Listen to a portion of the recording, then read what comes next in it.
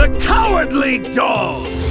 Eustace and Muriel have won an all-expense-paid sweepstakes vacation to Miami. Muriel loves everything. Eustace hates everything. And Courage immediately wants to go home the second the news of the Bay Harbor butcher killings breaks.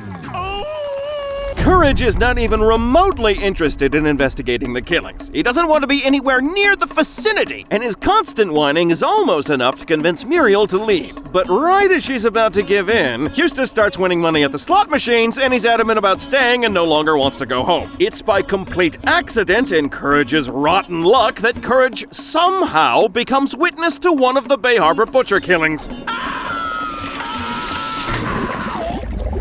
And then by complete accident again when Courage recognizes Dexter at a crime scene or someplace while they're traveling around Miami. As soon as Courage recognizes Dexter, he screams, and then he frantically tries to warn Muriel or anyone that will listen that Dexter is indeed the Bay Harbor butcher. Unfortunately, Courage has very limited communication skills, especially when he's panicked, which is pretty much all the time, so no one understands what he's saying, and when Muriel asks what's gotten into him, it's likely Angel, Deborah, or even Dexter himself comes over and explains that he has a thing with dogs, which is actually true. Dogs, and in fact most animals, have an aversion to Dexter. Their primal nature makes them more sensitive to Dexter's predatory aura. So much to Courage's dismay, no one is really fazed at all when Courage goes ballistic and points fingers at Dexter. This is fine for a while. Dexter can safely ignore Courage for the meantime, but unfortunately, Courage doesn't really know that the people Dexter is hunting and cutting up are bad guys. So even though the temptation to run is strong, Courage probably feels honor-bound to stop Dexter from killing again. This starts a chain of escalating situations where Courage repeatedly interferes with Dexter's life and business, always showing up at the worst time to screw up Dexter's process. Things eventually escalate to a point Courage finds Dexter's butcher tools, which he tries to show Muriel or the police. And that's when things take a dark turn for poor Courage. The code of Harry that Dexter so carefully adheres to was designed